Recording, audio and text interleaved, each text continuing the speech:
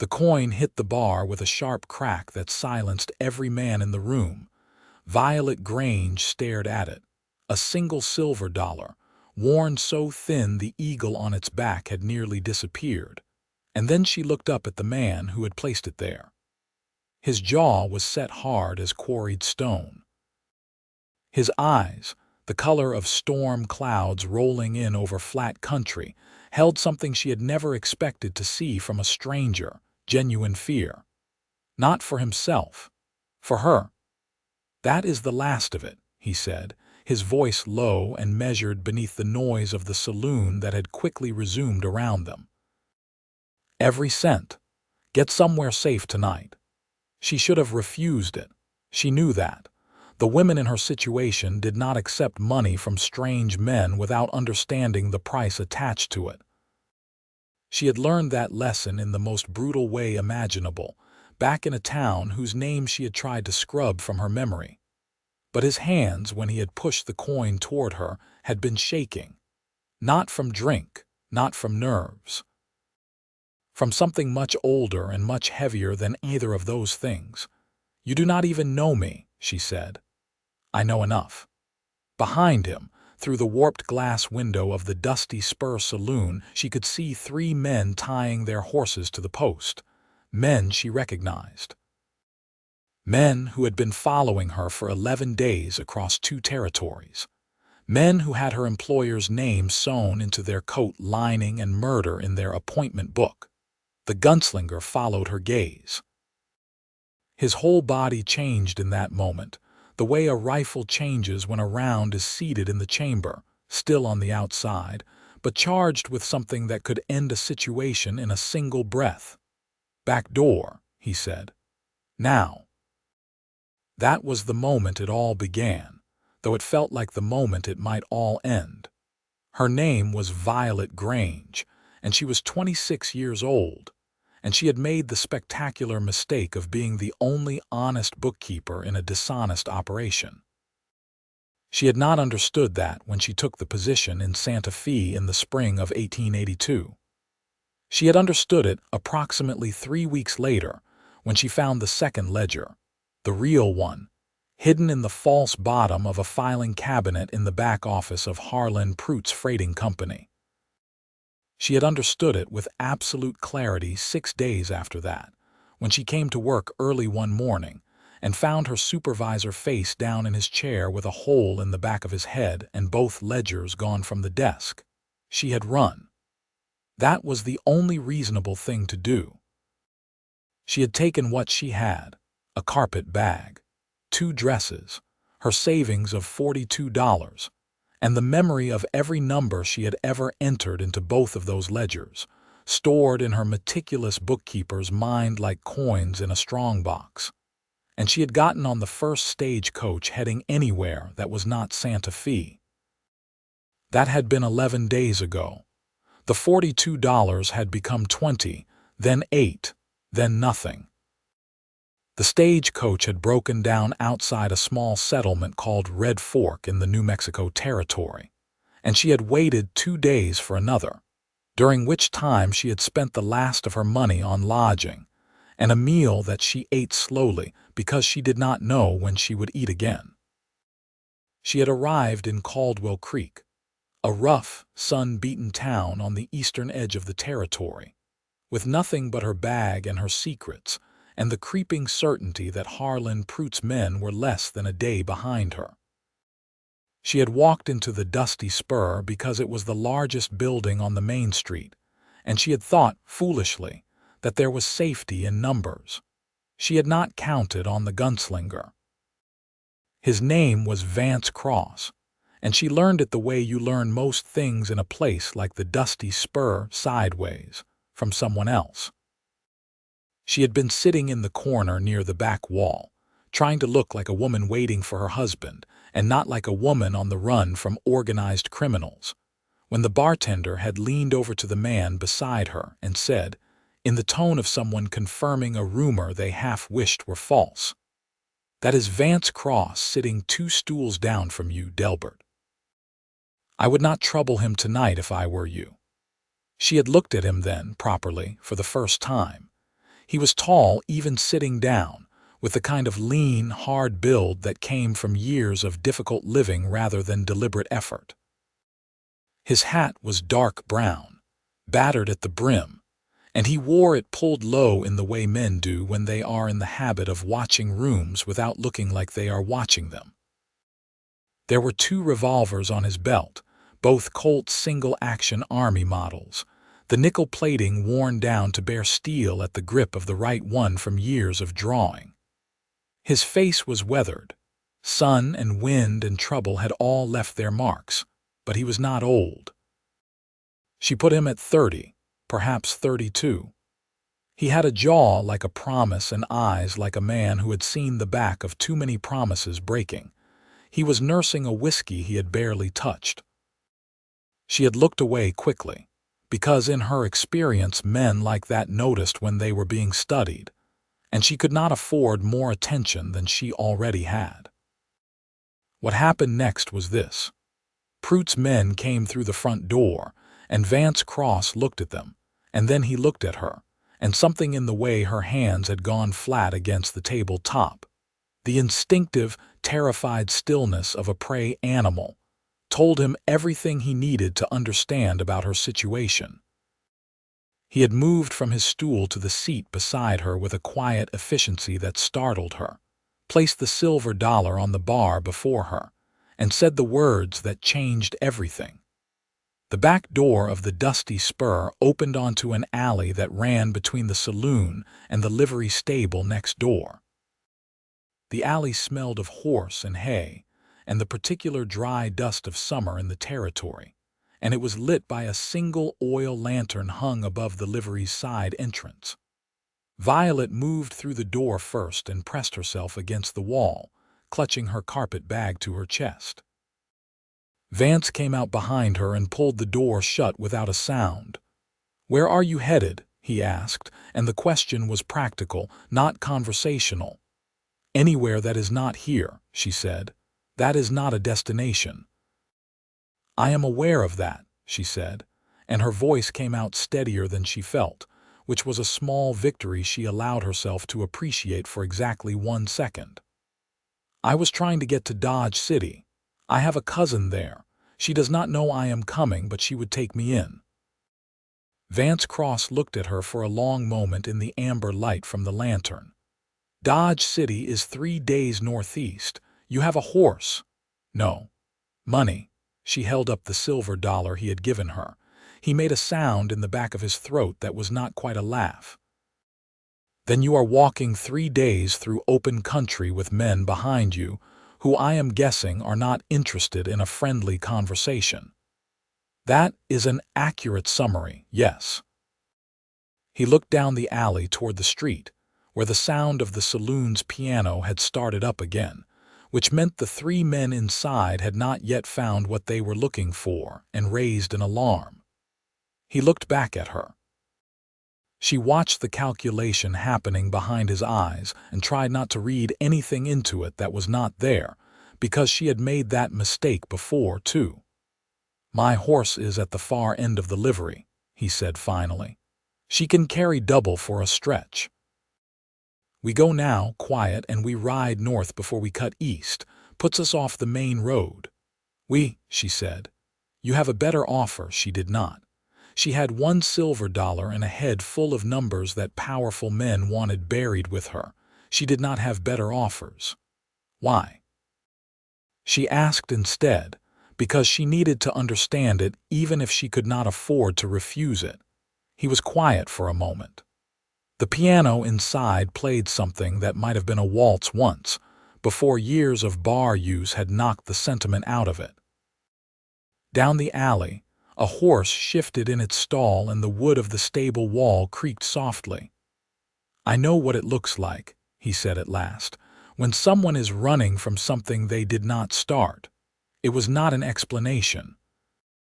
It was something more intimate than that, and they both knew it, and neither of them acknowledged it because they did not have time.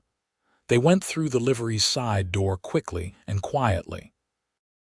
Vance Cross's horse was a dark gray mare named Storm, and she was not a young horse. but she was solid and calm in the way that horses become when they have been through enough difficult situations with their rider that they have simply stopped being alarmed by things. She accepted the double weight without drama. Violet sat behind Vance with her carpet bag across her lap, and her hands gripping the back of his saddle rather than his sides, because she was not yet at the stage of trusting a stranger's body, even if she was trusting him with her life. They rode out of Caldwell Creek, heading north, keeping to the shadows at the edge of the road until the town's lights were behind them, and then cutting northeast across the open grassland, moving at a steady trot that covered ground without announcing their progress. She did not speak for a long time. Neither did he. There was something oddly comfortable about that, the silence between them that was not hostile or awkward but simply practical, as if they had some unspoken agreement to survive first and understand each other later. "The men in the saloon," he said eventually, when they had been riding perhaps 20 minutes and the lights of Caldwell Creek were a faint orange smear behind them. "Prute's outfit," she startled. "You know him?" "Know of him. Freighting company, Santa Fe." Word gets around in this territory about men who run dirty money through legitimate business. She let that sit for a moment, testing the edges of it. "Then you know he is not someone who gives up." "No," Vance agreed. "He is not. Which means we do not stop in the first town we come to. We need to put real distance between you and his trackers before you are anywhere near safe." The we again. She turned it over in her mind, examining it from different angles. She had been alone for 11 days, and the word had a weight to it that was almost unbearable in its unexpectedness. "You do not have to do this," she said. It felt important to say it. "You gave me the money. That was more than most would do. You do not owe me anything beyond that." He was quiet for a beat. Storm's hooves were soft on the dry grass, a sound like shuffled cards. "I am not doing it because I owe you," he said. "Then why?" Another silence, longer this time. When he spoke again, his voice had a different quality to it, rougher and more careful at the same time, like a man choosing words from a supply he does not want to waste. 12 years ago," he said, "there was a woman in Abilene who needed someone to step in between her and the men who were after her. I was the youngest deputy in that county, and I was afraid of losing my position, and I looked the other way. She did not survive the week." The grass moved around them in the night wind. Above them, the sky was enormous and indifferent and full of stars. "I have been looking the right way ever since," he said. "Call it a debt I am paying to a woman whose name I still remember." Violet Grange did not know what to say to that. She had spent 11 days building walls between herself and her own emotions, because panic was a luxury she could not afford and grief was a trap she could not fall into. And this man's honesty cracked something in those walls that she did not have time to repair. She said, "Her name." "Clara Metz," he said, without hesitation, as if he had been keeping it ready for exactly this question. They rode on. The first night they camped in a dry creek bed about 12 miles northeast of Caldwell Creek, sheltered from the wind by the cut banks on either side. Vance built a small fire, small enough to give heat without giving too much light, and they ate from his saddlebags, hardtack and dried beef, and a tin of peaches that he opened with his knife and offered to her first without any ceremony about it. She ate half the tin and gave it back. He ate the rest standing up, watching the dark edges of the creek bed. "You were a deputy," she said. "Was. And now?" He sat down on the opposite side of the fire from her, his back against the bank. He pulled his hat off and set it on his knee. Without it, he looked younger and somehow more tired, the lines around his eyes visible in the firelight. "Now I am whatever the situation calls for," he said. "Is that the polite version of something less respectable?" Something moved in his expression that was not quite amusement but was in the neighborhood of it. "I carry messages sometimes, track missing livestock, help ranchers who are being squeezed by men like Prout. I am not an outlaw if that is what you are asking." I was not asking that. "No," he said, looking at her with an assessment that was frank but not invasive. "I do not think you were." She spread her second dress from the carpet bag across herself for warmth and leaned back against the bank. The fire crackled between them. Above the creek bed the stars were so dense they looked almost solid. "My name is Violet Grange," she said. "I was a bookkeeper for the Prout Freighting Company for approximately 2 months. I found evidence that the company was being used to move stolen government contract money through fraudulent freight invoices. My supervisor found out I had seen the ledger. He is dead, and I am running, and I have everything I saw stored in my memory, which makes me the only remaining evidence, which makes me a problem that Harlan Prout needs to solve." She had not said all of it out loud to anyone before. She had carried it so long that laying it down, even just in words, made her feel lighter and more exposed at the same time. Vance Cross sat with it.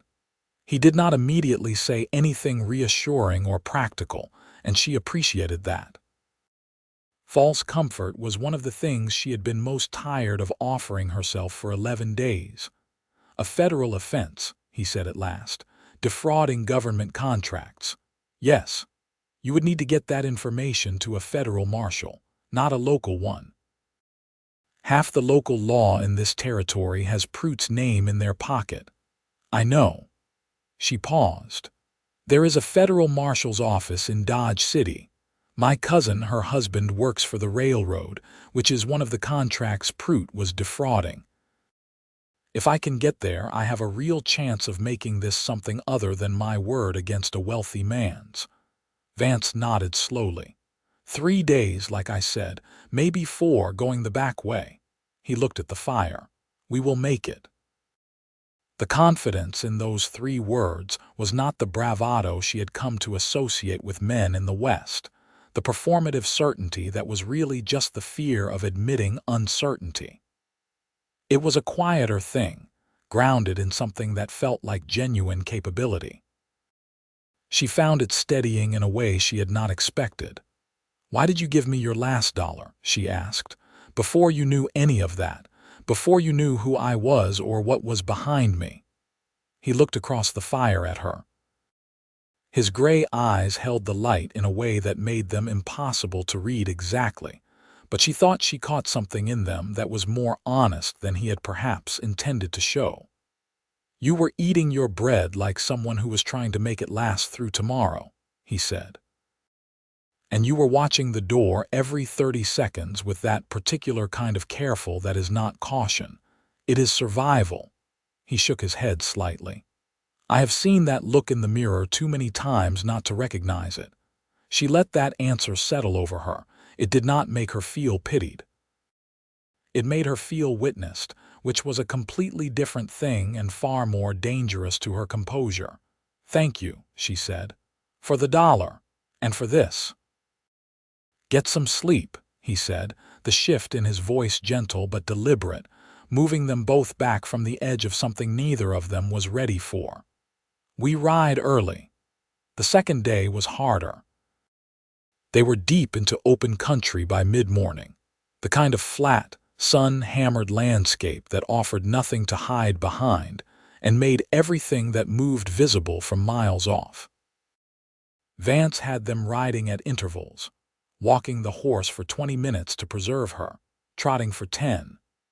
And during the walking stretches, Violet sat behind him, and they talked, haltingly at first and then with increasing ease, the way people do when circumstances have stripped away the usual social scaffolding. She learned that he had grown up in Kansas, the son of a cattle rancher who lost everything in the winter of 1871 when the cattle froze by the thousands.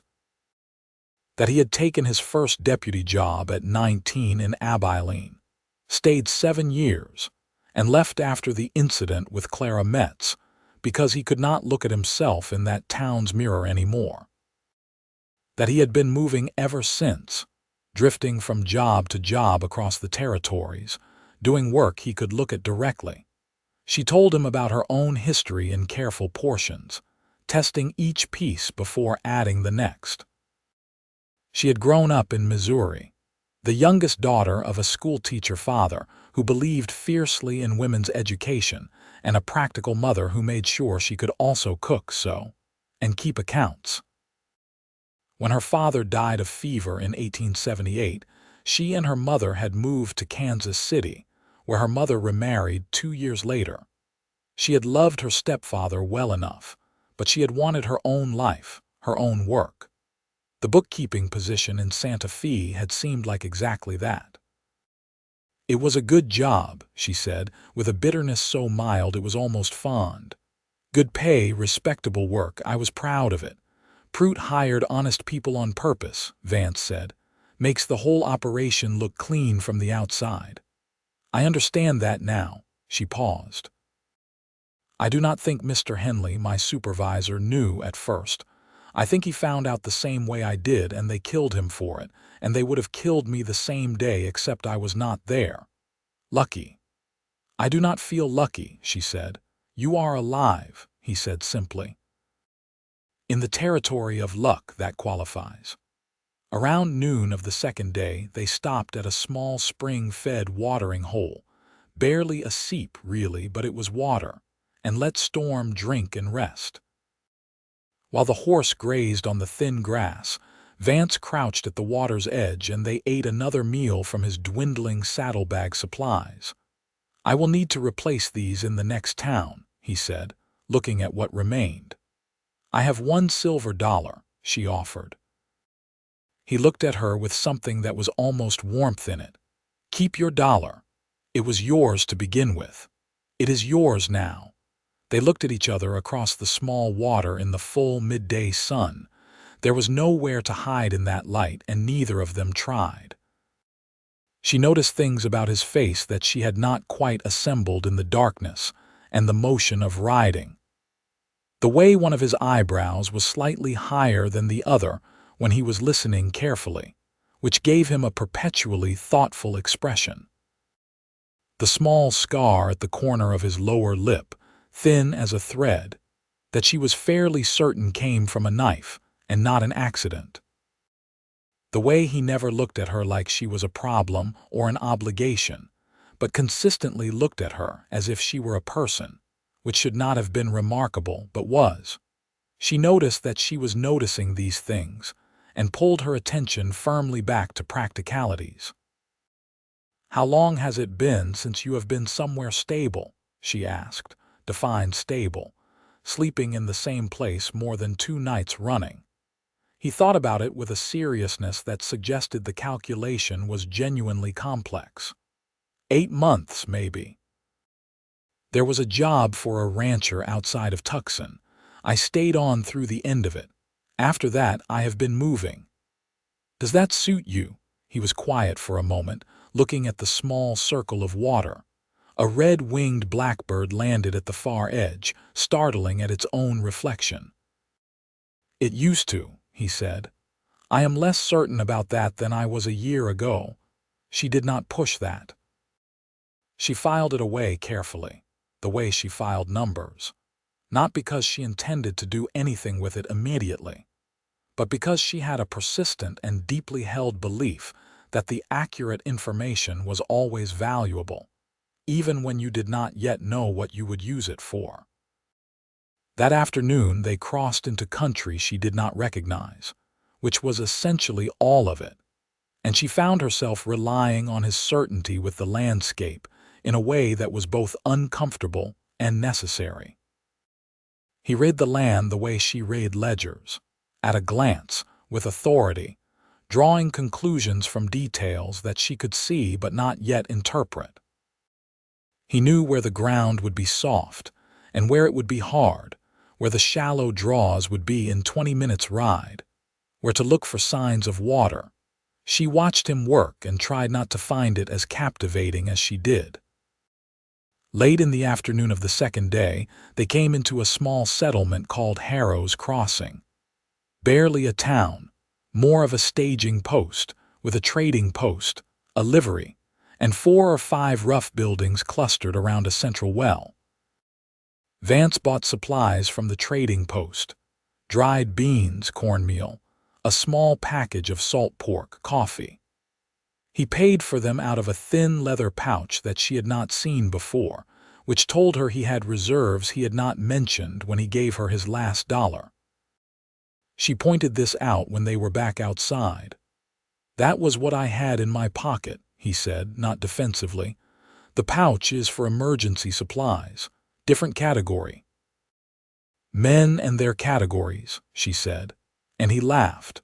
A real laugh, brief and surprised, as if he had not expected to and did not entirely have a plan for it. She found that she was smiling, which was also unexpected. The man at the trading post had looked at them with that particular assessment that men in small frontier settlements applied to any passing pair, trying to categorize the relationship. She had held Vance's gaze for a moment while they stood at the counter and made a silent decision, allowing herself to stand close enough that the assessment would resolve in the most convenient direction. He had noticed what she was doing. She could tell by the slight adjustment in his posture, the small, deliberate relaxation that confirmed he would cooperate with the fiction. And he had done it without making her feel manipulated or grateful or any of the things she did not want to feel. They camped that night in a cottonwood grove near a creek that was actually running, the sound of the water against the stones a luxury after the dry silence of the previous night. The temperature dropped more sharply after dark, and when they built the fire, Vance sat closer to her side of it without making a point of it. She appreciated the gesture without feeling pressured by it. She had started to trust him, she realized, sitting there with her back against a cottonwood, and her hands wrapped around a tin cup of coffee that was, objectively, the best thing she had tasted in 2 weeks. Not the desperate, circumstantial trust of a person with no options, but the slower, more particular trust that comes from watching someone be consistently who they say they are. It frightened her slightly. "Tell me about Clara Metz," she said. He looked up from his coffee. This was a different kind of question than the ones they had been trading, and they both knew it. "She was a widow," he said after a moment. "Husband got himself shot in a card game. She had 2 children, 8 and 11, both girls. The men who came after her were her husband's associates. She had money from a life insurance policy they believed should have been theirs. Local law was in their pocket." He paused. "I was a junior deputy. I knew what was happening. I told myself it was not my place to interfere with the senior men's decisions about the case. But it was. Everything is your place," he said quietly, "when someone is in danger. I understand that now in a way I did not at 23. What happened to her daughters?" "Her sister took them in. They were fine, ultimately. But Clara Metz was 28 years old and she should have had 40 more years."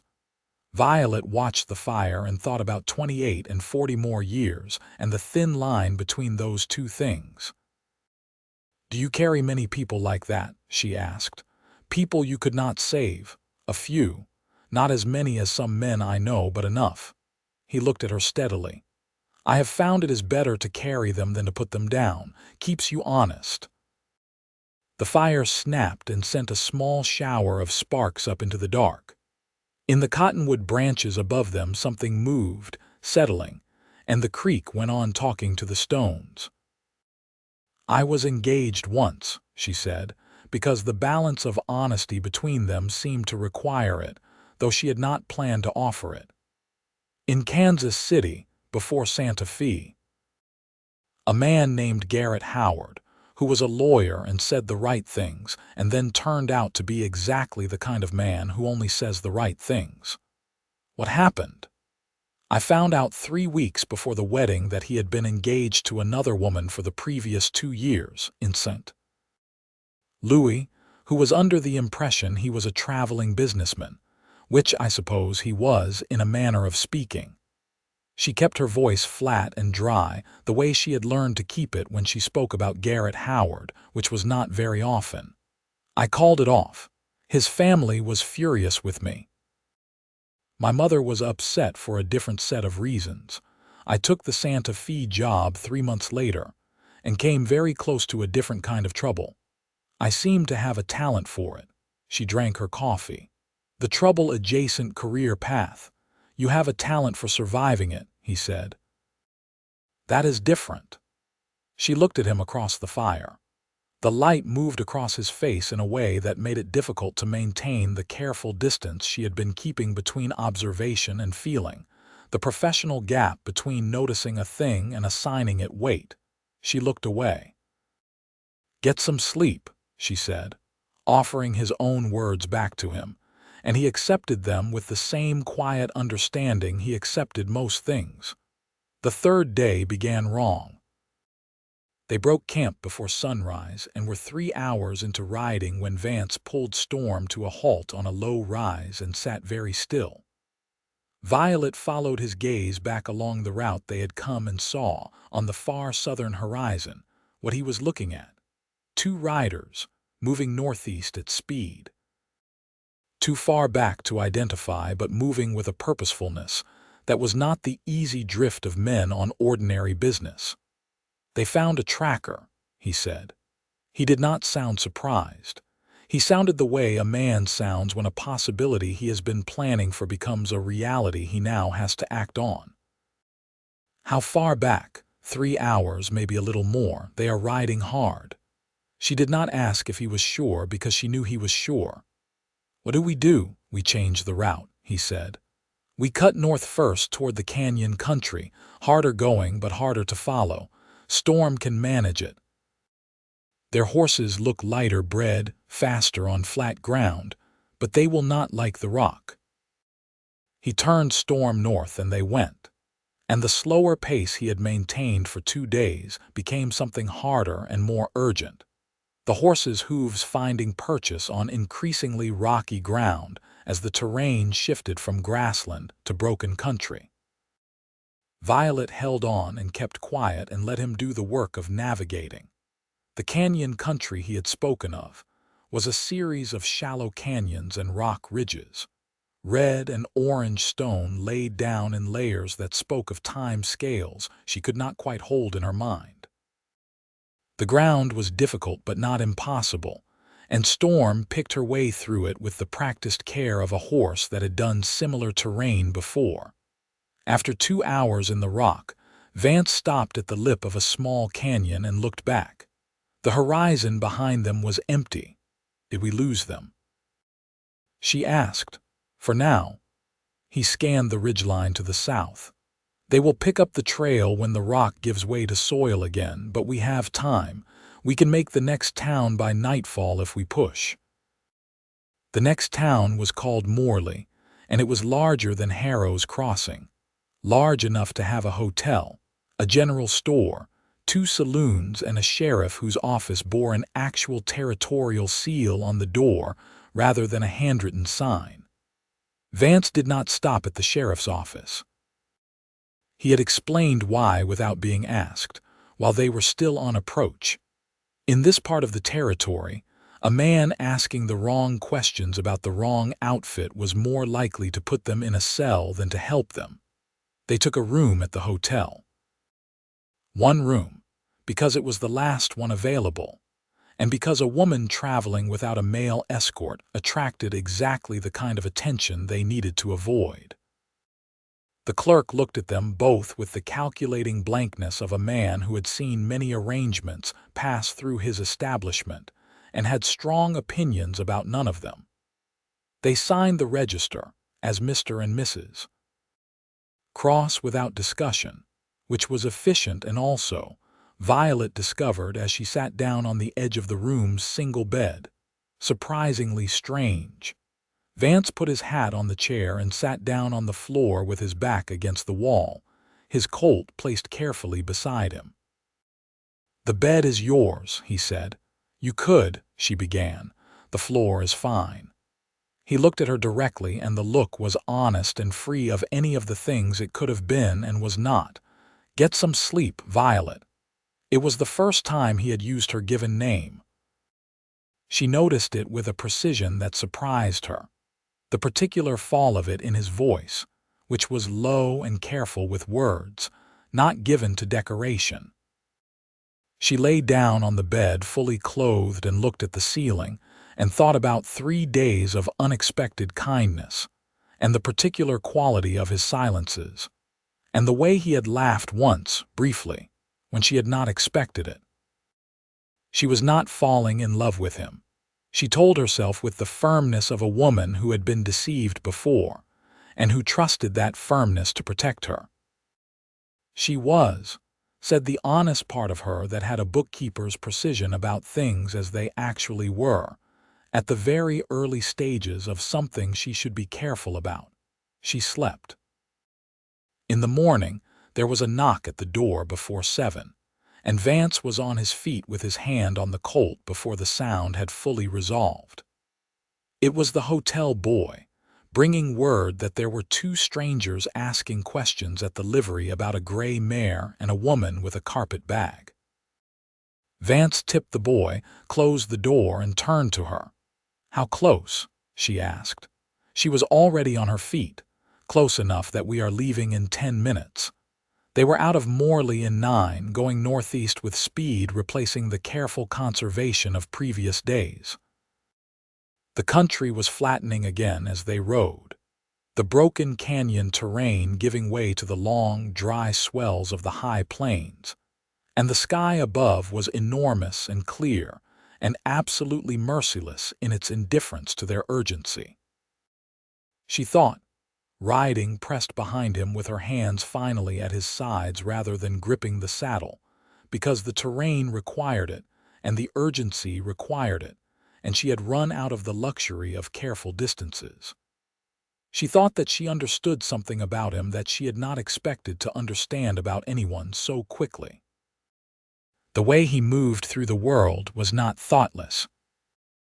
He was a man who thought constantly, who was always 3 considerations ahead of the immediate moment, but who had learned to make that thinking invisible, to let it run beneath the surface of his action like an underground river that fed everything above it without being seen. She felt safe with him. She had not felt safe in 11 days, and before that, she had not felt genuinely safe since she was 20 and her father was alive. She filed the feeling carefully, this new feeling of safety with a specific person, and tried not to give it more weight than the moment warranted. They made 20 miles by midday and stopped to water storm at her ranch water tank, the tank being one of the corrugated iron structures that had become common as the open range was fenced. The ranch was working cattle country, and a boy of about 14 was watching from the fence line. Vance nodded to him. "Is your father about?" "He is in the barn," the boy said, with the careful assessment of a child who had been taught to be suspicious of strangers and was now deploying that teaching with full commitment. "Would you tell him Vance Cross is passing through and would be grateful for 2 hours shade and water for the horse?" The boy's expression shifted. "The Vance Cross that helped Hector Dunbar last spring with the Kinsley trouble." "I do not know if it is news out this far," Vance said, "but yes." The boy was off the fence and running toward the barn before he had finished the sentence. The rancher, whose name was Albert Pryor, was a large, sun-tanned man of 50 with a gray beard and handshake like a saddle cinch. He came out of the barn already smiling and shook Vance's hand with both of his, and said that Cross was welcome on his land any time, any circumstances, no questions required. He looked at Violet with the particular respectful curiosity of a man who liked his wife and therefore extended the courtesy to all women. "Mrs. Cross," he said, and she accepted the name because it was simpler, and because, she found, she did not entirely object to it. They ate with the Pryor family, Albert, his wife May, and 4 children ranging from the 14-year-old on the fence to a girl of about 6. And it was the most food she had eaten at one sitting in 2 weeks. May Pryor served beef stew and cornbread and a dried apple pie, and refilled the coffee without being asked.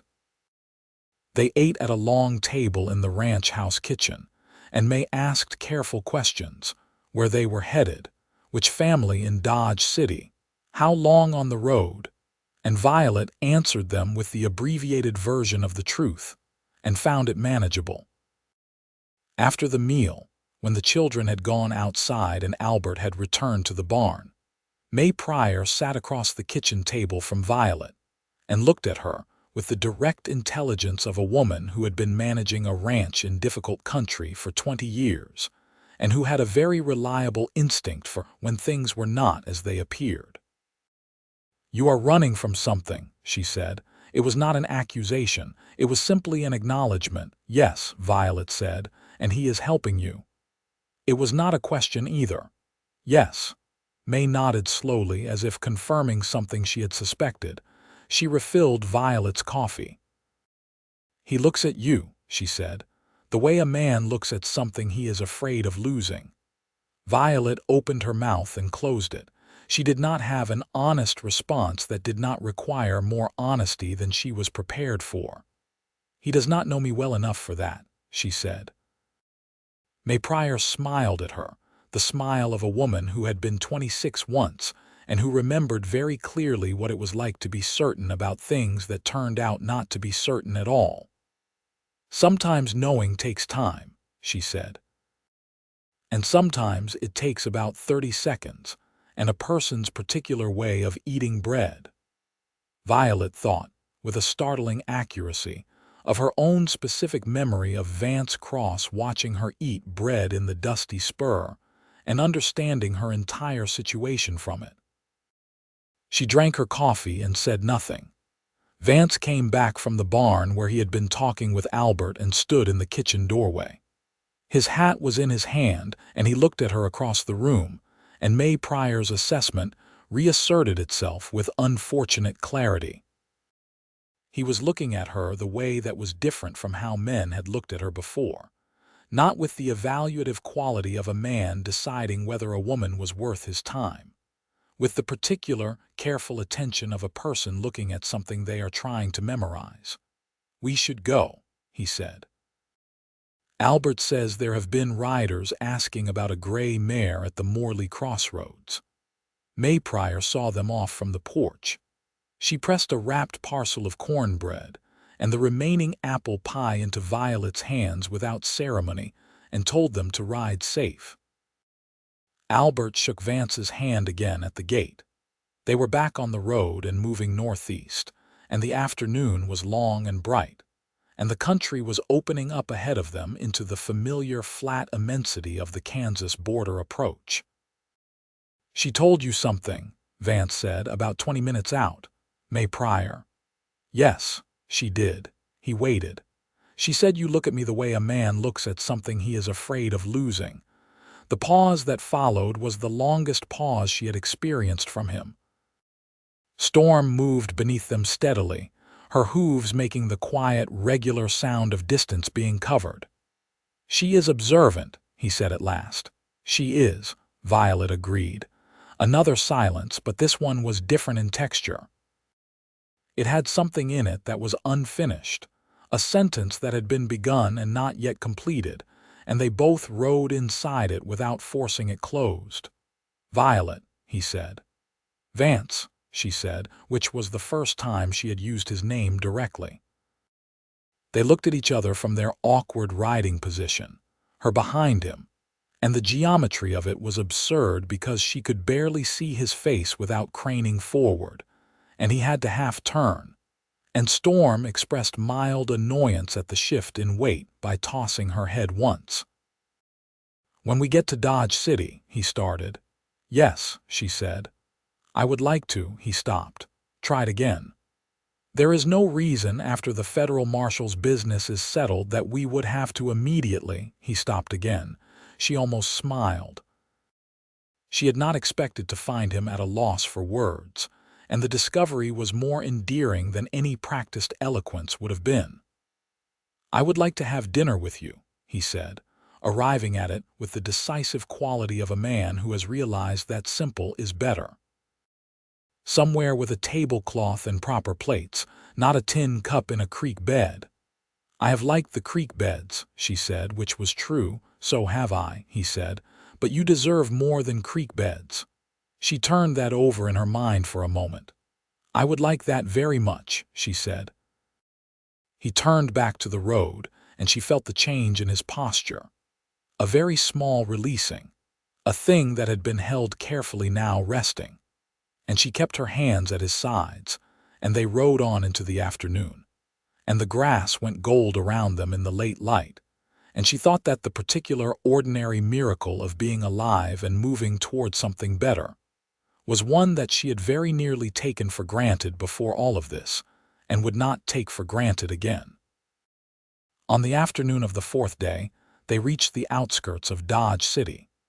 It was larger than she had remembered from her one previous visit, 3 years earlier, when it was still fully in the grip of its cattle trade heyday. The wide Main Street, the false-fronted buildings, the smell of livestock and coal smoke, and the particular dust of a cattle town that was becoming, gradually, something else as the frontier pushed further west. It still had its saloons and its reputation, but it also had banks and dry goods stores and a newspaper office and, crucially, a federal marshal's office at the south end of Front Street. Vance spotted the riders before she did. She had relaxed her vigilance in the approach to the town, letting the proximity of safety loosen her attention, and his whole body went still in the way that had come to mean one specific thing. "They are here," she said. It was not a question. "Ahead of us," he said. "They must have ridden overnight and cut east faster than we did." He was already turning Storm off the main approach, cutting into the back streets. "They are at the main entry, 2 of them, waiting. There were 3 in the saloon. The 3rd is probably covering the back. Prout must have sent more from Santa Fe," she thought quickly. "The federal marshal's office, if we get there directly, we would have to cross the main street. They would see us." She was quiet for a moment, thinking. "Then, your friend." "Albert Pryor. He said you helped with something called the Kinsley trouble, and the boy knew your name. You have people here who know who you are. What are you suggesting?" "I am suggesting that if Vance Cross walks into the federal marshal's office and vouches for what I am carrying in my head, that carries more weight than a woman alone with no physical evidence. And if someone who knows you goes ahead to the marshal's office now, while we come in the back way, you are a bookkeeper," he said. "I can tell when you are running numbers." "The numbers work," she said. He thought for a moment, then pulled Storm to a stop outside a harness maker's shop, a side street entirely removed from the main action. "Wait here," he said, and was off the horse and into the shop before she had fully processed the instruction.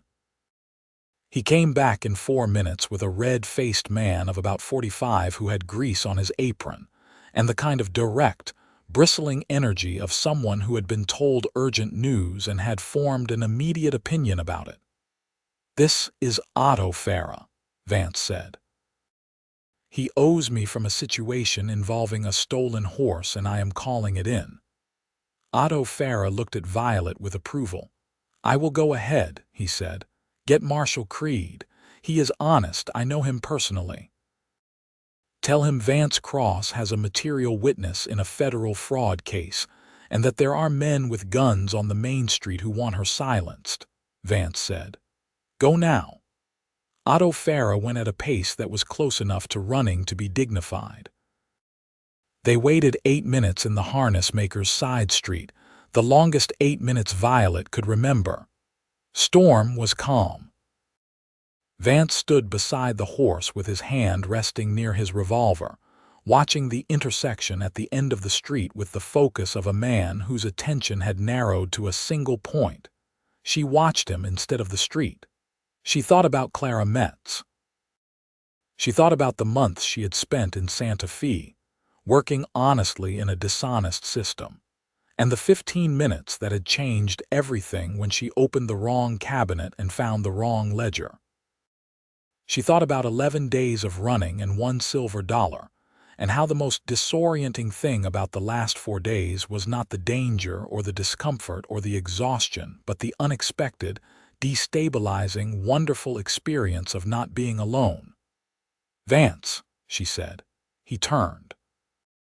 "Whatever happens in there," she said, "thank you for everything that has happened since that coin on the bar." He looked at her with the direct, unhurried quality of a man who was not going to deflect or minimize. "Nothing has happened yet," he said. "The important part is what comes after." She held his gaze and let that settle, the particular weight of what he was not quite saying but was entirely saying. And she thought that she had been wrong 3 days ago when she had told herself she was not falling in love with him. That assessment had been inaccurate from the start. She was, in fact, already there, in the way that was not convenient or well-timed or cautious, which were the only ways she had ever permitted herself to feel things before. The sound of boots and the creak of official spurs came from the end of the street, and 3 men appeared: Otto Farah, red-faced and breathing hard, and 2 men in the flat-brimmed hats of federal law enforcement. The one in front was about 50, built with the angular solidity of a man who had been doing difficult work for a long time and was very good at it. He looked at Vance Cross with the recognition of a man seeing someone he has heard of and the confirmation of being unsurprised. "Cross," he said. "Marshal Creed," Vance said. "This is Violet Grange. She was an employee of Prute Freighting in Santa Fe and has evidence of federal contract fraud. She has been running from Prute's men for 11 days. Marshal Creed looked at her with the same directness he had used on Vance, an assessment that felt professional and fair. "You have the evidence in my head," she said. "I know both ledgers by heart. Every entry, every date, every discrepancy. I can reconstruct them in full." He studied her for a moment. "Can you prove what you saw?" "I can prove it beyond any doubt you might have," she said, with the quiet certainty of a person who has been waiting 11 days for the chance to say exactly that. The freight invoices were being used to conceal payments from 3 separate government contracts. I have the names, dates, and amounts. I have the names of the contact persons on the government side who were receiving payments. I have the name of the bank and the account numbers." There was a pause, and in that pause she watched Harlan Prute's entire edifice begin, very slowly to crack. "Come with me," Marshal Creed said. What followed was not quick because legitimate processes are not quick, but it was thorough. She spent 4 hours in Marshal Creed's office, at a clean desk with good paper and 3 pens, writing down everything she had seen and remembered with the meticulous precision she had spent her entire career developing. Creed's deputy sat across from her, asking careful questions, checking her account against known records and finding, to his increasing interest, that everything she said was verifiable. Vance waited outside. She knew he was there because she could see him through the glass of the office door, sitting on the bench in the outer room, hat on his knee, waiting with the patience of a man who had decided that waiting was what was required, and who had therefore committed to it completely.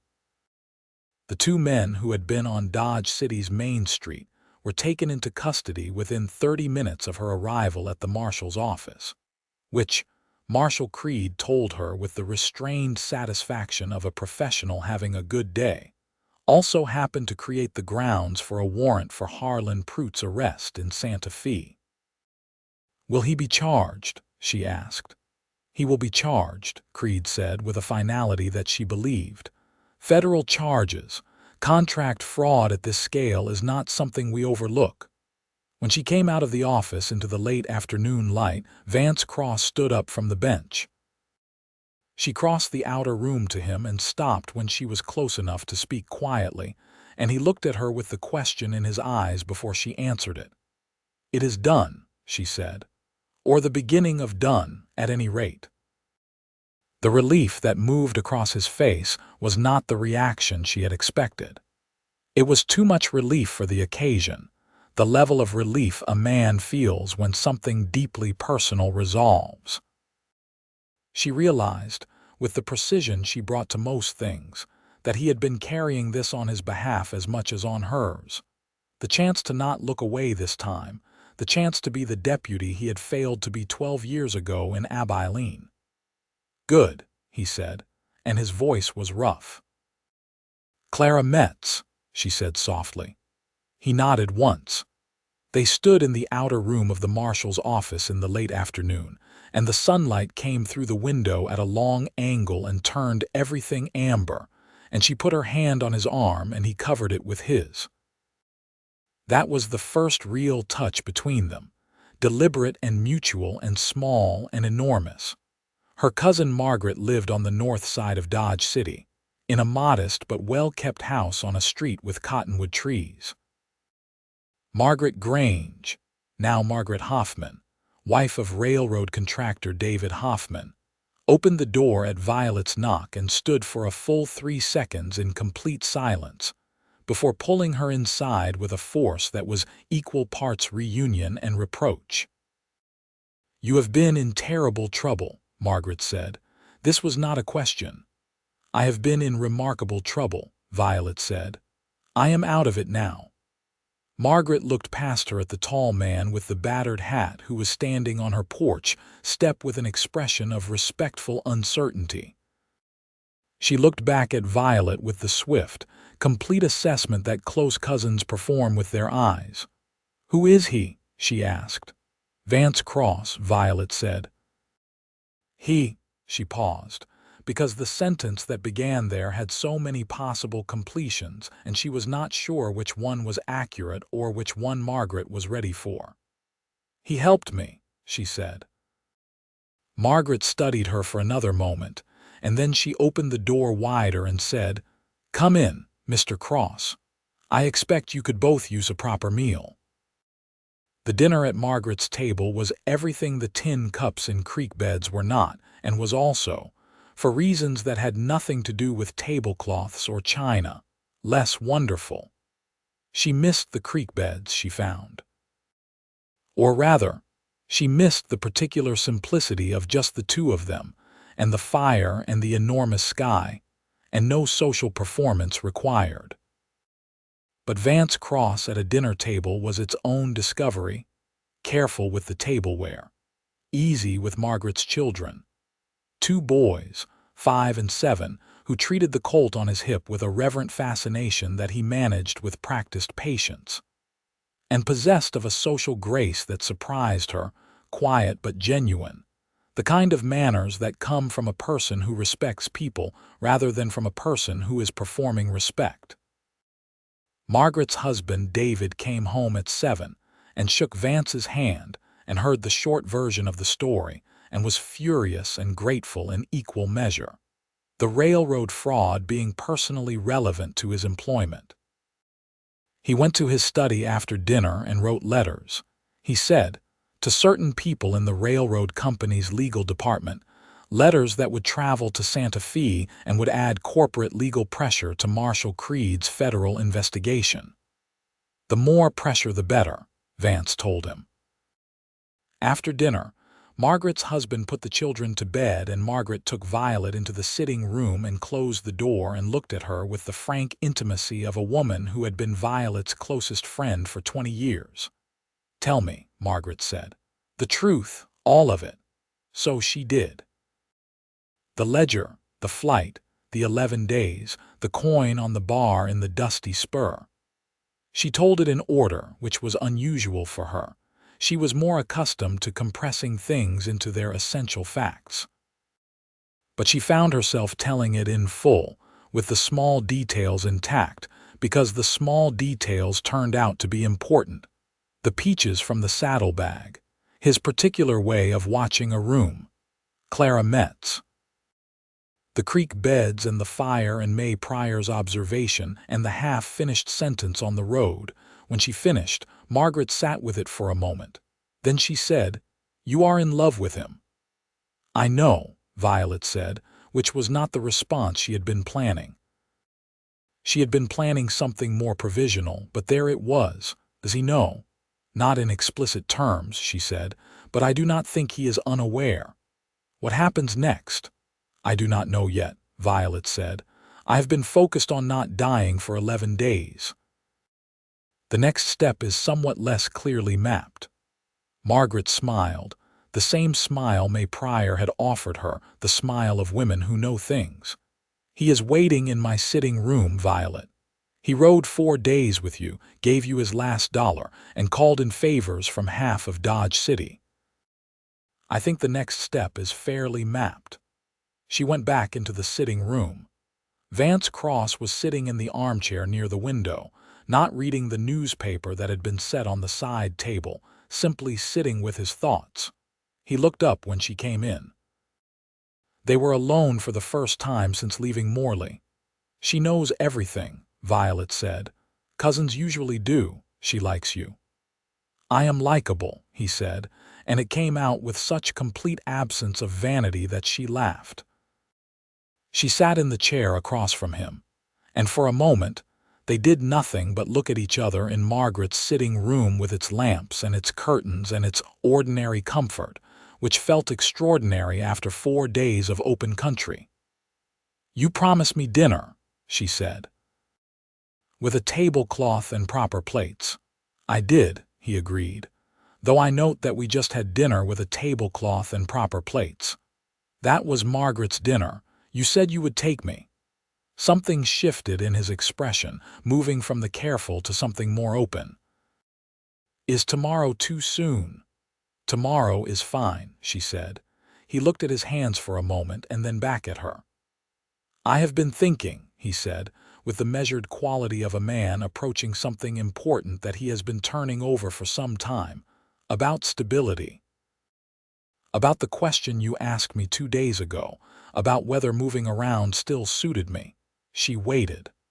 "I have been trying to figure out why the answer has been different these last few days than it was a year ago," he said. "I think I know the reason now." "What is it?" He looked at her directly, with the gray eyes that had first struck her as storms and now struck her as something else entirely, the kind of sky that comes after storms, clear and enormous. "You," he said simply. "The answer is you." She held that for a moment. It was not the answer she had expected, though it was, she realized, the answer she had been hoping for with a precision and certainty she had been avoiding acknowledging. "I should tell you," she said carefully, "that I have made significant errors in judgment about men before. I am therefore approaching this with what I hope you will understand is not caution for its own sake, but caution earned through specific prior experience." "That is entirely reasonable," he said. "I would expect nothing less from a woman with your intelligence." "And I should also tell you," she said, "that I have spent 4 days paying close attention to who you are, because that is what I do. I pay attention to details. I keep accurate records. And my assessment is that you are genuinely who you present yourself to be. Which is rare enough that I want to treat it with appropriate care." "Are you telling me," he said, "that you want to take this slowly?" "I am telling you," she said, "that I want to take this correctly, which is different." He nodded slowly. "I can work with correct." "Good," she said. "Then dinner tomorrow." "Dinner tomorrow," he agreed. Dinner was not, as it turned out, the slow and formal affair she had half imagined. It was the restaurant at the Dodge City Hotel, which had tablecloths and proper plates exactly as promised, but which was also warm and ordinary in the best way, full of other people engaged in their own evenings and indifferent to theirs. They talked for 3 hours. The things they had covered on the road, their childhoods, their histories, their specific failures and partial victories. They revisited with more space and more depth now that survival was not the organizing principle. She learned that he had a dry, extremely quick humor that he deployed in small doses, as if rationing something valuable. He learned that she had a tendency toward bluntness, that she had never entirely learned to soften, and which he told her was one of his favorite things about her, which she checked for sincerity and found genuine. She told him that she was going to have to testify, probably more than once, as the federal case against Prout developed, that she would need to stay in Dodge City for some time, near Margaret and near the marshal's office while that process proceeded. "I know," he said. "What will you do?" She asked. And then, because she believed in being direct, "What will you do about this?" He looked at her across the candlelit table with the directness that she had come to trust entirely. "I have been drifting for 8 years," he said, "because I did not have a reason to stop. I have one now." She put her hand on the table between them, palm up. A deliberate gesture, unambiguous, an offer. He put his over it. The trial of Harlan Prout did not begin until February of 1883, and it was slow and complex, and required her presence in Santa Fe for 6 weeks during the preliminary proceedings, which she found extremely unpleasant because Santa Fe had too many memories she had not yet finished processing. But she went, and she testified, and every number she had locked in her meticulous memory came out clean and exact and corroborated by the documentary evidence that Marshal Creed's office had assembled over the intervening months. Harlan Prout's attorney was expensive and determined, and he did his best to characterize her as a disgruntled former employee inventing a grudge, which was a strategy she had been expecting, and had therefore prepared for with the thoroughness of someone who had spent 3 months not doing anything else. She sat on the witness stand and gave her testimony with the same precise, calm she had brought to ledger entries, and she did not waver, and she did not exaggerate, and she did not require the attorney's hostility to make her angry because she had been angry for 6 months already, and she had organized that anger into something useful. Vance was in the courtroom for the first day of her testimony. He sat in the gallery's second row, and when she stepped down from the stand, he was in the aisle waiting for her, and the look on his face was the look of a man watching something he is enormously proud of. "You were remarkable," he said. "I was accurate," she said. "I am always accurate." "Those are the same thing," he said, "in the things that matter." Harlan Prout was convicted in March of 1883 on 6 counts of federal contract fraud, 3 counts of obstruction of justice, and following the discovery of additional evidence that the investigation had turned up in the course of examining his business practices, 1 count of conspiracy in the death of her supervisor, Edmund Henley. He was sentenced to 20 years. When the verdict was read, she sat in the courtroom gallery beside Vance and felt the 11 days of running and the months of legal process and the years of keeping careful records in order to be the kind of witness who could do exactly what she had just done, all of it, reach some resolution and release. She cried quietly and did not try to prevent it. Vance put his arm around her in the courtroom gallery, in front of the judge and the gallery and the territorial law enforcement and everyone else, with an uncomplicated directness that was so entirely characteristic of him that it made her cry harder for a moment before she stopped. They were married in September of 1883 in Dodge City, at the Episcopal Church on Chestnut Street, in the presence of Margaret and David and their boys, Albert and May Pryor, who had made the drive from their ranch specifically for the occasion, Otto Farah, who brought his entire family, and Marshal Creed, who stood at the back in his official hat, looking as if he was attending on federal business when he was very clearly attending on personal interest. She wore a dress that Margaret had helped her make from deep blue wool, and her hair was pinned with small white flowers that May Pryor had grown in a pot on her windowsill and trimmed that morning with considerable ceremony. Vance wore his good jacket and a white shirt, and his hat was clean, and he looked, she thought, watching him watch her come down the aisle, exactly like a man who cannot believe his luck and is quietly resolving to be worthy of it. The vows were short and direct, which was how they both wanted them. When the minister reached the portion that required them to speak, they looked at each other and said the words without decoration. When it was done, Otto Farah cheered. Margaret cried. The Pryor children ran in circles. Vance held her hands and looked at her and said, quietly, under the noise, "You are the best thing that has ever happened to me." She thought about a coin on a bar in the dusty Spur saloon. She thought about 4 days on horseback through difficult country and creek beds and coffee in tin cups and one small fire in the sky above the cottonwood trees. She thought about a man with gray eyes and a battered hat and a debt to a woman named Clara Metz, paid in full.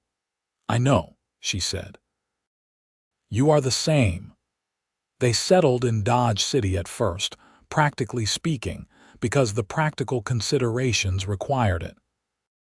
She took a position at a firm of lawyers who had heard about her testimony in the Prout case and wanted someone with her particular combination of attention to detail and composure under pressure. The work was legitimate and decently paid, and she was respected there from the first week, which was a working environment so different from Santa Fe that she spent several weeks mildly suspicious of it before accepting it as real. Vance found work that suited his particular set of competencies and his preference for honest employment. He hired on with the federal marshal's office as a contracted deputy, which was not a full appointment but a series of specific assignments that brought him in on investigations and operations that required his skills. It was good work, and it kept him in the territory while allowing him the nature of movement that was part of who he was. Though the nature of that movement had changed entirely, he came back, consistently and with purpose, because she was there. He came home. That was the change. She had not realized how much that word would mean until she had someone to say it about. Their first home was a rented house on 2nd Avenue.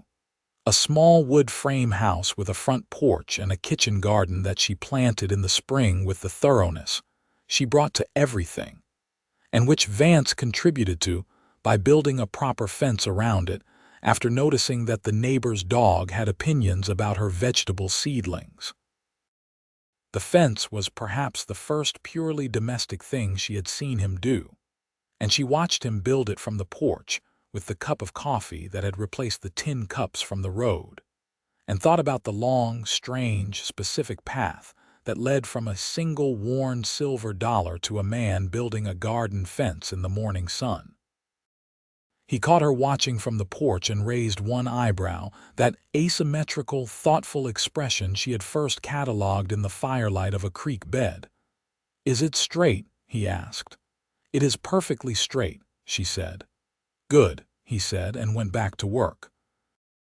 Their son was born in the summer of 1884, on a warm July night with Margaret present, and everything proceeding with the kind of stubborn insistence on uncomplicated outcomes that she had come to associate with herself.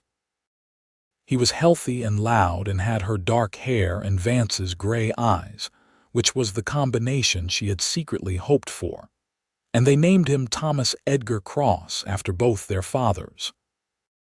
Vance held him in the hospital room with an expression she had never seen on him before, an openness without reservation, a wonder without any of the careful management he usually applied to strong emotion. He looked at this small, furious, extraordinary person and then at her, and she saw in his face the particular quality of a man who has arrived, fully and without conditions, at the life he was always supposed to have. "Thomas Edgar Cross," he said, testing the name. "Is that acceptable?" she asked. She had been uncertain about the Edgar. "It is exactly right," he said. Thomas was a loud and determined infant who became a loud and determined toddler and showed every sign of becoming a loud and determined child. He was also, from the very first weeks, fascinated by horses with the intensity of someone who has found their calling early. By the time he was 2, he wanted nothing more than to be in the livery with his father, touching Storm's nose with careful hands. Storm was slower by that time, slower and grayer and deeply dignified, a horse who had earned her comfortable old age. She tolerated Thomas with the benign patience of an elder who has seen everything and is not alarmed by small children. In the fall of 1885, when Thomas was 14 months old and just beginning to string words into sentences, a letter arrived from Santa Fe that was not threatening, which was a pleasant change. It was from a woman named Iris Henley, who identified herself as the daughter of Edmund Henley, Violet's supervisor, who had been killed for finding the same ledger she had found. Iris Henley was 22, and she had heard about the trial and its outcome, and she wanted to say thank you. She wanted to say more than thank you, she wrote. She wanted to say that her mother had spent 4 years believing her father had been killed for reasons that would never be known, and that the conviction of Prout's organization had given them something she did not have the right word for. Not closure exactly, because her father was still dead, but something that resembled justice, which was the closest thing available. Violet read the letter 3 times, and then she wrote back. The correspondence continued, and the following spring Iris Henley came to Dodge City on a different matter and stopped at the house on 2nd Avenue for an afternoon. She was a bright, direct young woman with her father's careful eyes, and she held Thomas on her lap while he tried to eat her hat strings, and she and Violet talked for 3 hours about Edmund Henley, who had been a kind and decent man who had not deserved what happened to him. It felt important, that afternoon. It felt like a door being properly shut, which was different from a door being slammed. Their second child came in 1886, a boy again, dark-eyed and serious, who arrived with considerably more drama than Thomas and considerably less noise immediately afterward, as if he had spent his first minutes of life taking careful stock of the situation before committing to any position on it. They named him William James Cross, and he had Violet's deliberate quality from the very beginning, the sense of a person who would look at all the available information before deciding anything. Thomas, for his part, received his brother with the loud and encompassing generosity of a child who was delighted to have someone to tell things to. By 1887, Dodge City had changed around them. The cattle drives had declined sharply as the open range was fenced and the railroads moved their business. The wild years were receding into memory, and the town was becoming something quieter and more permanent. Vance's work with the Federal Marshal's Office had also changed, moving from operations-heavy assignments to more investigative work as the specific chaos of the frontier era gave way to an older form of trouble. He came home one evening in the fall of 1887 and sat down at the kitchen table while she was finishing dinner, which was not unusual. What was unusual was the particular quality of his silence, the kind that preceded something considered. "There is a full-time position," he said, "with the marshal's office, a deputy marshal appointment, permanent." She stopped what she was doing and looked at him. And it is based in Dodge City," he said. "So no more assignments that take me out of the territory for weeks." She sat down across from him. Thomas was in the next room making sounds that suggested he was explaining something to his brother with great authority.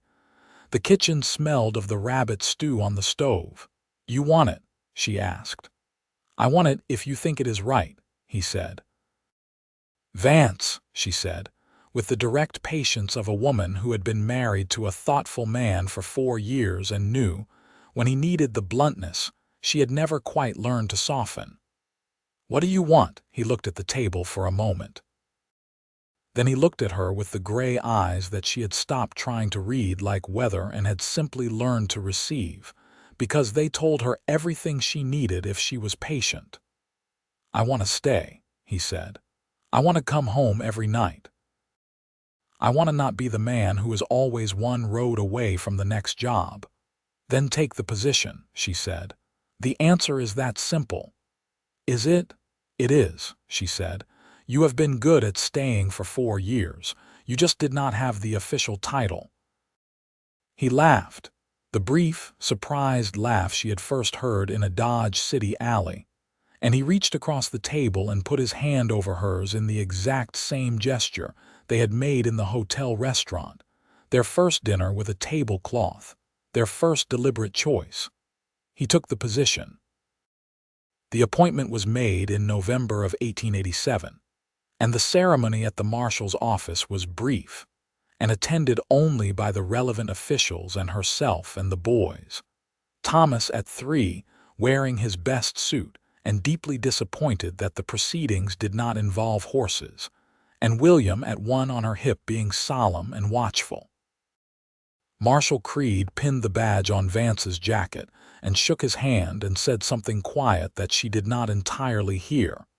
But from the look on Vance's face, it was something that mattered. She thought of a junior deputy in Abilene in 1871, looking away. She thought of what it cost a person to look away and what it took to spend the next 12 years looking the right way. She thought of the precise moment when looking the right way produced a specific result, a coin on a bar and 4 words, "Get somewhere safe tonight." She had. It had not been the safety she was looking for. It had been much better. In the spring of 1888, they had a small gathering at the house on 2nd Avenue for Thomas's 4th birthday. The Pryor family made the drive from their ranch. Albert, a little slower now, May exactly the same, their children grown enough to be helpful rather than decorative. Otto Farah came with his wife and the youngest 2 of his 4 children. Margaret and David brought their boys, who were old enough now to play real games with Thomas and patient enough for William. It was a warm April afternoon, and the yard was full of children, and the kitchen garden had come back up in green rows, and Storm was in the small paddock at the back of the property. Too old now for anything but gentle ambles, but still the subject of Thomas's uncomplicated devotion. Violet stood on the porch with a cup of coffee and watched the yard. Vance came to stand beside her, both their coffee cups in hand, and they stood the way they had gotten into the habit of standing when they were observing something they both understood to be good close, not quite touching, in a comfort with each other's proximity that was one of the small, ordinary gifts of a life built carefully. "You should have seen your face," she said, "the day Otto sent that boy to the marshal's office." "What face?" "The face of a man making a very difficult calculation very quickly," she said. "I was watching you. You had already worked out the route and the timing before you knocked on his door." "I was improvising," he said. "You were not improvising." He looked at her sideways. "You have extremely accurate recall." "I was a bookkeeper," she said. "Everything is in the ledger." He laughed and she leaned against him, and across the yard, Thomas was explaining horses to William with the passionate certainty of a 4-year-old who has found his subject. And Storm was watching them both over the paddock fence with an air of dignified availability. And Margaret was laughing at something May Pryor had said, and the cottonwood trees at the yard's edge were green with the specific brilliant green of spring in Kansas. "I have been thinking," she said, "about something May Pryor told me at their ranch when we stopped on the way here. 4 days into knowing me," he said. "She said you looked at me the way a man looks at something he is afraid of losing." He was quiet for a moment, and she could feel the particular quality of his stillness beside her. "She was right," he said. "I know." She turned to look at him. "But you do not have to be afraid of that anymore." He looked back at her with the face that she knew now as well as she knew her own. The precise, specific face of Vance Cross, who had been a deputy and a drifter, and a man with a debt to a dead woman in Abilene, and who was now a husband and a father and a deputy marshal with a badge on his jacket and a garden fence he had built himself. "No," he said, and his voice had the same quality it had when he said 3 words on the northeast road out of Caldwell Creek, the same quiet, grounded certainty. "I do not." She put her hand in his, and they stood on the porch together, and the yard was full of the sound of children, and the afternoon was warm and the coffee was good, and the world was not perfect. The world was never perfect. She knew that with the accuracy she brought to all assessments. But it was exactly what she had not known she was looking for when she ran out of the dusty spur into a dark alley behind a man with storm-gray eyes and one last dollar. It was home. Thomas Cross grew up to be the horseman he had promised to be from the age of 6 months, and he was 20 when he took a position with a ranching outfit in Colorado and wrote letters home every 2 weeks that sounded. His mother noted with a complicated pride, exactly like his father, practical, observant, and precise with the things that mattered. William Cross became what his early solemnity suggested he would become. A lawyer, trained at a college in Missouri, who came home to practice in Dodge City and took on cases that required the kind of careful, thorough attention to detail that was, his mother told him, a family trait. Their daughter Clara was born in 1890. They had not planned to have another child, but plans are the opening negotiation with reality. And the reality was a small, serious girl with gray eyes and dark hair who arrived in the world with a composure that made the attending doctor remark that he had never seen a calmer infant. They named her Clara Margaret Cross, the first name for a woman in Abilene who deserved to be remembered, the second for the cousin who had opened a door at the exact right moment. Vance Cross served as deputy marshal until 1901, when his joints began to express opinions about cold mornings that he could no longer entirely override, and he retired with the full and formal commendation of the Federal Marshal's Service and a dinner in his honor at the Dodge City Hotel. The same hotel where, 18 years earlier, he and Violet had had their first dinner with a tablecloth and proper plates. He wore the same jacket. She wore deep blue again. Marshal Creed, retired himself by that point and walking with a cane, came and made a speech that was factual and heartfelt and considerably funnier than anyone had expected. He mentioned Violet by name. He said in front of everyone that the best thing Vance Cross had ever done in his professional life was trust a woman with a carpet bag. It was the other way around, Vance said, when the laughter settled. Then the best thing she ever did, Creed said, was trust a man with a battered hat. Violet Cross, 45 years old, with the same precise attention to detail she had carried since childhood and the additional authority of someone who had spent 18 years being right about most things, looked across the table at her husband and thought about one silver dollar, worn thin, the eagle on its back nearly gone. She had kept it. It was in a small tin box in the top drawer of the bedroom dresser, alongside other things of value, a letter from Iris Henley, a ribbon from Thomas's first riding competition, a pressed flower from May Pryor's windowsill pot. The coin was worth $1. It was also, in the ledger she kept in her mind where the most important accounts were recorded, worth everything that came after. "Thank you," she said to him across the table quietly, in the way of a woman speaking to a man who has learned over many years to hear exactly what she means. He understood her completely. He had understood her, she thought, from the moment she looked up at him across a bar in the dusty Spur saloon, and he had pushed a coin toward her and said 4 words that changed the direction of everything.